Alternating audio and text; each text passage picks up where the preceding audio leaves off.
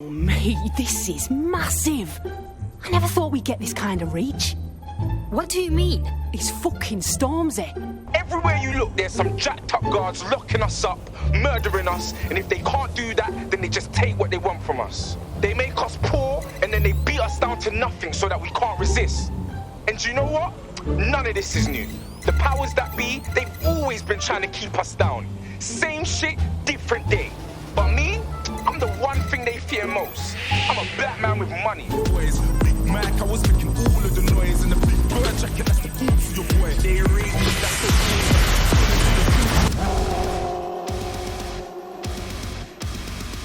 Watch Dogs Legion takes place within a fictionalized post-Brexit London, where a giant surveillance state reigns supreme after a series of terrorist bombings blew up major parts of the iconic city. The acts, however, were perpetrated not by Muslim extremists, who are completely non-existent in the game, but rather by a homegrown rogue hacker group called Zero Day, who frames the attacks on the virtuous Antifa-esque protagonists of DedSec, who are portrayed as anti-capitalist hacktivists. In the aftermath of the bombings, a private paramilitary firm called Albion, led by one Nigel Cass, gets a lucrative government mandate to take over the responsibilities of the Metropolitan Police Service. For most of the game, Albion is the arch enemy the player must fight to depose. Albion have been experimenting with behavior modification through electroshock, hypnosis, and drugs. What stands out here is that Albion is an alternative name for the British Isles and its people. So, essentially, the game is pitting the player against the British people, who, in order to save themselves, must destroy themselves, apparently. Albion stomping all over this city is the real sticky situation now. I couldn't agree more. That's why I contacted you. Albion haven't simply shut down the government, they've sullied the Palace of Westminster, the Great Bell, with their propaganda. Ubisoft insinuates that irrational fear of terrorism encouraged Brits to give up all their rights, and now they live under fascism, or so they endlessly assert. No fascist thugs in Britain! You fascist! One of the kind of classic hallmarks of a fascist leader is having their own private army. Welcome to fascist London. Ubisoft has essentially created one giant anti-Brexit fear-mongering tirade about what will happen if Brits reject globalism, close their borders, and deport migrants who hate and want to replace the British people. In a disturbing display of inversion, Watch Dogs blames almost every symptom of the globalist disease choking the British people on nationalist sentiments. Make no mistake, London is under occupation. Armed mercenaries patrol our streets, allegedly to keep people safe, but really they're keeping the people scared. No shit. Albion stays in power if everyone's scared of being rounded up, or fucking shot. So, we have to ignite the will to resist in the people of London by showing them that Albion aren't the solution, they're the problem. Listening to the in-game radio stations reveals that despite Britain apparently being able to produce its own self-driving cars, hologram outfits, and optic headsets for the entire population, they now suffer food shortages after closing their borders. And the trouble with the UK was, we don't produce our own food. We never have. For hundreds of years, we produced under half of our own food. So as soon as those walls went up, we started having significant material problems in the country. Nigel Cass is a bizarrely warped caricature of Nigel Farage. Unlike Farage, however, Cass's father was murdered in what he calls the random event. Mr. Cass experienced a deeply traumatic event when he witnessed the murder of his father, Gareth Cass, CEO of Albion. He began exhibiting symptoms soon after what he frequently described as the random event. Mr. Cass's initial symptoms included insomnia, paranoia, distorted blame, and recurring flashbacks. However, he appears to have channeled his anger and self-described powerlessness into his work to ensure that Albion become, quote, a mechanism for preventing unpredictable violence. It seems somewhat of a mania, edging on psychosis. For me, this raises concerns about Mr. Cass's fitness to run a multinational security company. The in-game psych profile of Cass suggests that he is irrationally concerned with random crime, which Ubisoft seems to insinuate is just part and parcel of life in a big city. Now, while the monologue does not directly quote Sadiq Khan, his sentiments were certainly conveyed. What's more, Ubisoft depicts a galaxy-brained black man as having created the sophisticated drone system for Albion. Nigel Cass then tricks him into doing his evil deeds, and now it's up to you to stop Nigel from abusing a POC's achievements. Born in London, Bilardi was a recipient of the Cass Foundation Technical Scholarship at 14, which included a mentorship with Cass himself. At 16, Bilardi designed Cass's first drone fleet. Fun fact, Cass delayed the launch by a week so it would land on Bilardi's birthday. Cass sounds like Balaji's second dad. Why would he help us? They had a falling out after an incident in the Niger Delta 3 years ago. A buried human rights investigation accuses Cass of ordering a drone fleet to wipe out a village protesting the construction of a pipeline, but the drones malfunctioned before they could. Bilardi is named as the likely saboteur. He's been on the run ever since, but now tracking data shows he's reappeared in London. Shit, he's looking for redemption like with the protesters. This guy designed Cass's drone fleet. I think he's trying to disarm Albion. While the game asserts that Brits concerned about terrorism have lost their grasp on reality, Ubisoft invented a series of deportation centers in post-Brexit London wherein Windrush Jamaicans are kidnapped and their organs harvested on the black market by a British gang run by an actual British woman who also enslaves immigrants with microchip technology. The European Processing Centre is the Albion angle. Since the bombings, they can grab anyone off the street. Call them illegal immigrants, potential DedSec insurgents, whatever. Though we know who the real danger is. The European Processing Centre. It processes deportees by stacking them up in squalid conditions and forgetting about them. But hey, it's to protect London, right? This place is worse than a prison camp. Every day I see people come through here, torn from their homes and their families. But I'd rather stay and keep an eye on things. Maybe help out once in a while. Like, no. Fuck. This is nightmare place. The government is okay with the immigrants treated like this? Someone could go missing here and no one would notice in a million years. Yeah, well, people have been disappearing.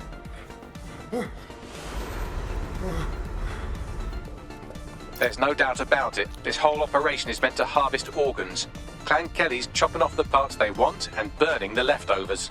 You made me a slave. All of us. Please, let me go. Take this thing out. Back to your old life. Back to nothing. Back to you 2.5 screaming blighters in your dead-end job and sucking off the dole.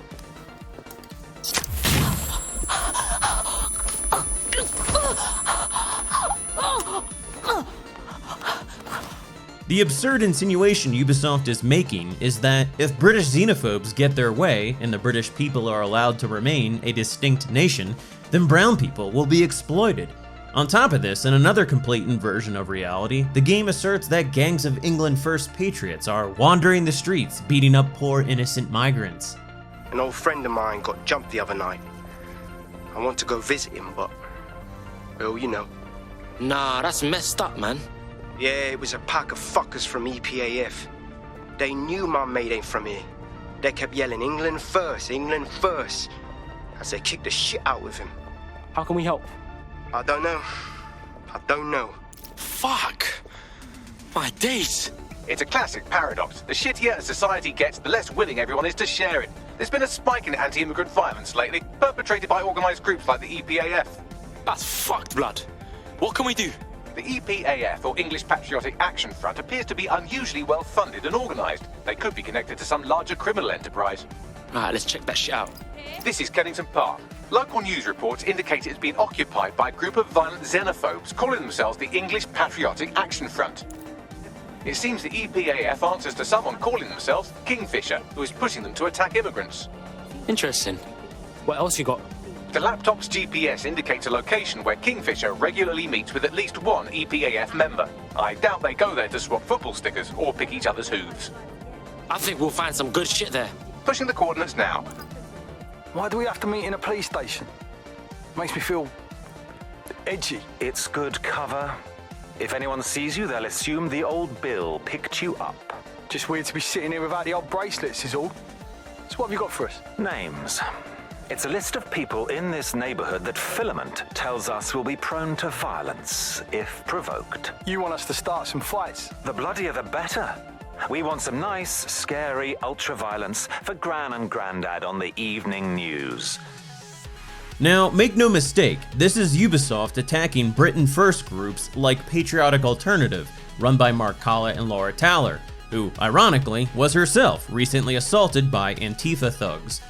Moving on though, an in-game radio station had the audacity to compare the quote-unquote fascist takeover of Britain to a homeopathic dilution of British identity. Do we actually own anything as a country now? Is there anything we haven't flogged off for profit? Oh, I think we've basically just become a homeopathic Britain. Diluted and diluted until there's barely a trace of the original Britain left. But some quackish lunatics insist it actually works better that way. It's total bullshit. Is there anything left? Analogizing the in-game political situation to homeopathic dilution is quite bizarre. Who or what is the disease? Or rather, what is the substance causing the disease? And what exactly is being diluted by the homeopathic process being referenced? Whatever the case, Ubisoft certainly isn't alluding to the idea that ethnic British identity is being diluted with migrants. So, yes lads, we're winning. If anything, they're saying that Britain has always been diverse, and diversity is part and parcel of British identity. And deporting immigrants, maintaining borders, and every other traditionalist notion are in fact the culprit, diluting the very British identity that fearful Brits want to preserve. Fascist pricks. Again, it's a complete inversion of reality, wherein any defense mechanism to survive as a distinct people is pathologized, while the disease causing their body to rot is depicted as their salvation.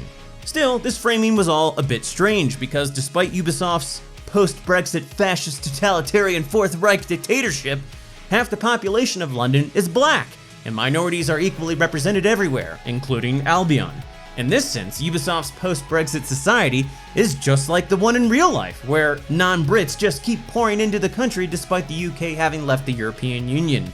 And just like in real life, none of the social justice warriors have any idea that the elites in every major capitalist corporation is actually on their side. And in the fight against systematic racism and inequality, Doritos is committing to amplifying black voices, so you can clearly hear us now. And it's simply too amusing not to mention here that if you happen to shoot the protesters demanding the removal of the super evil paramilitary force oppressing the population, the super evil paramilitary force oppressing the population responds within seconds.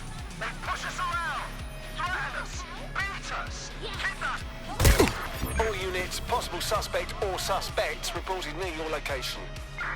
Move into the hostile's location.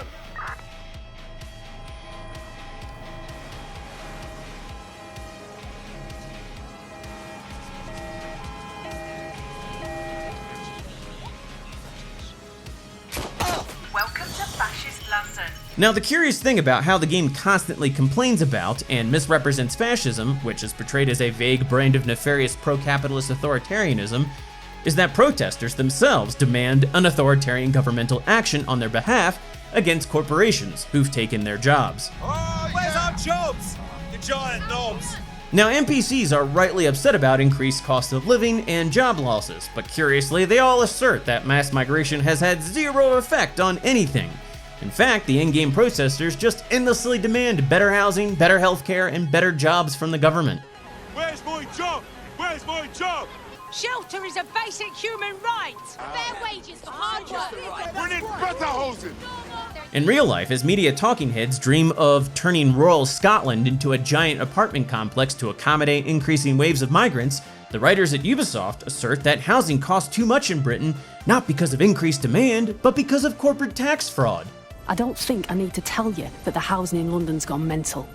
Thousands of people living on the street, while perfectly good houses doing nothing but providing cover to criminals, hiding their loot from taxes. You talk a big game. You got any proof? Nothing that could put anyone behind bars. That's where you come in.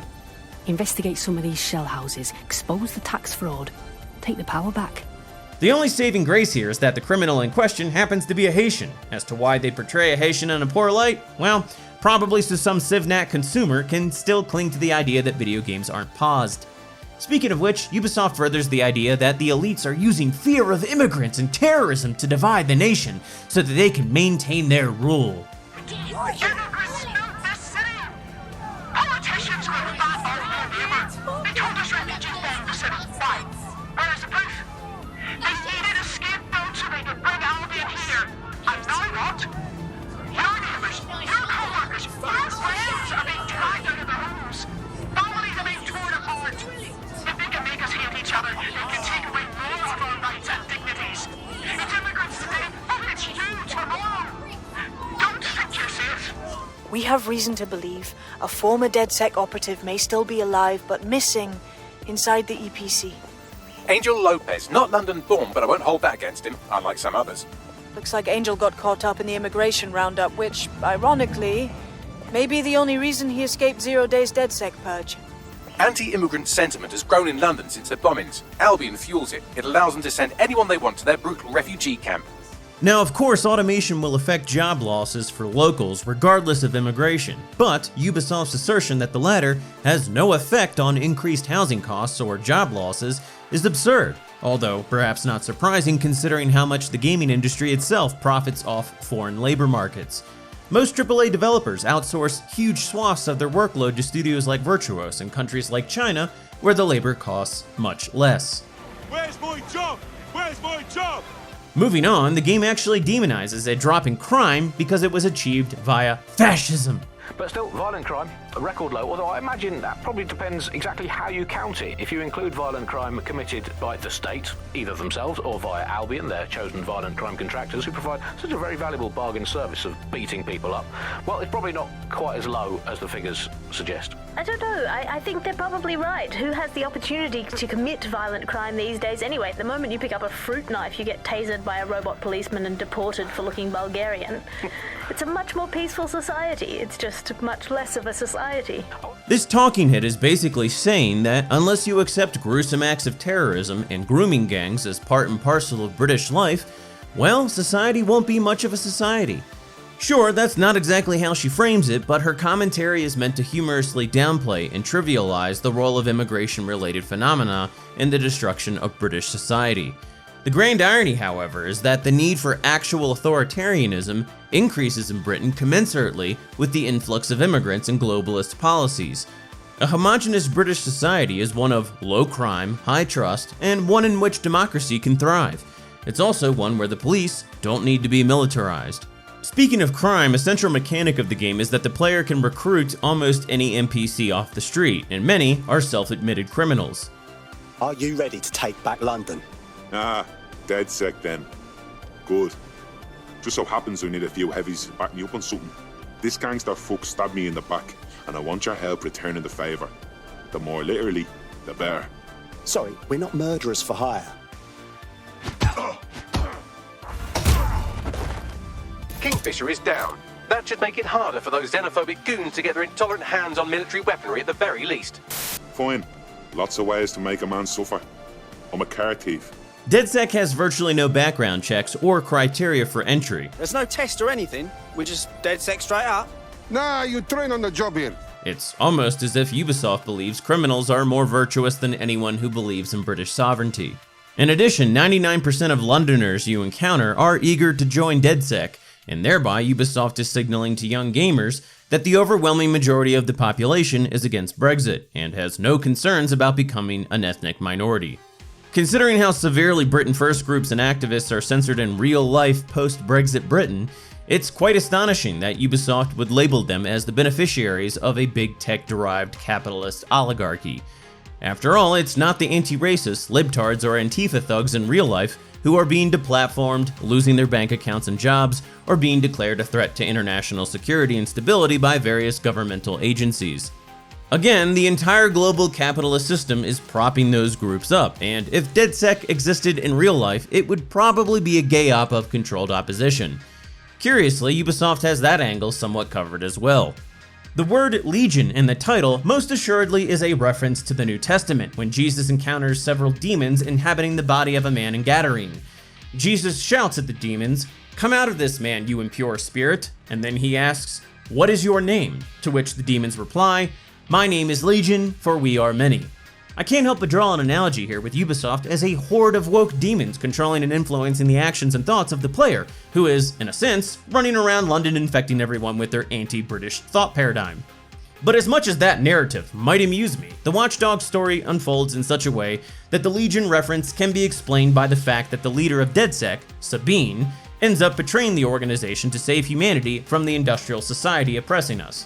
Sabine is thus a sort of female Ted Kaczynski who's been controlling the actions of DedSec. DedSec discovers that Sabine is trying to hijack an AI created from mass data collection named Bagley, whom DedSec has themselves hijacked and turned into an ally. Sabine plans on using Bagley to take control of Britain's key infrastructure so that she can plunge the country into chaos and hopefully force society to restart a la Snake Plissken. To prevent this, Bagley willingly agrees to be shut down. DedSec confronts and kills Sabine, and thereby a technological collapse is halted. Curiously, the game starts out depicting artificial intelligence and technological progress in a somewhat negative light, and yet, in the end, they defend the status quo. Again, the game has some anti-AI undertones, but for the most part, the positive or negative light in which the tech is seen is entirely based on who controls it. If it's the people and Antifa hacktivists, then it's good. If it's the corporations and the fascists, then it's bad. Sabine's betrayal was actually a villainization of criticisms of industrial society and transhumanism. Not that I support sending bombs in the mail, but were Ted Kaczynski's concerns with industrial society fundamentally wrong? And more importantly, was DedSec any less violent than him? Not really. Listen, I ain't afraid to look at my arsehole in a mirror, so I'm definitely not afraid to be honest with myself about what we do as DedSec. Right. Moreover, why would Ubisoft, a multinational conglomerate that itself profits immensely off of mass data collection, ever actually be against anything DedSec supposedly stands against? Overthrow capitalism! The answer is, it wouldn't be, and it isn't. In the end, the positive portrayal of Bagley as an ally of the people is little more than pretending that once Alexa gets smart enough, she's going to take your side against Amazon because Antifa will hijack her, even though they're on the capitalist oligarchs' payroll. Ubisoft has created a sanitized left-leaning populist movement in one of the gayest and fakest games I've ever seen. And considering their obsession with fascism, I figured it would be best to end this video with an excerpt from an actual British fascist. When the old people are exhausted, when many a poor laborer has died of consumption and of other horrible diseases in their sweatshops, or when they're exhausted fields of exploitation, where do they turn now? New pastures, new forests, fresh virgin land.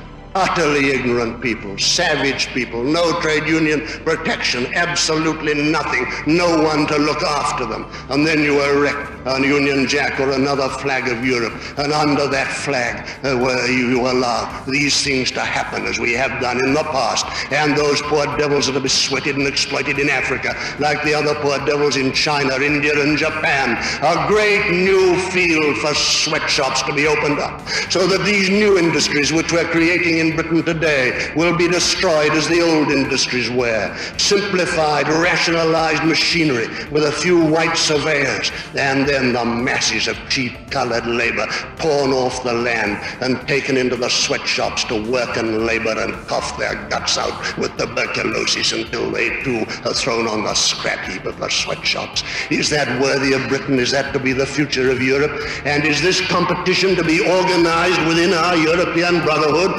bringing in these sweat fields in Africa into our Europe civilization so that the financial power in one European country can use it against the financial power in another? All the great financial central power of the world, now shifted from the city of London to Wall Street, New York, shall be able, on the mass of money, of wealth and of power which it brings to it, again and again to exert its influence in politics, until, as you see today, it is childish nonsense to say that a British government rules Britain. It's nothing to do with British government or the British people. The government of the world is the financial government, the power of money and of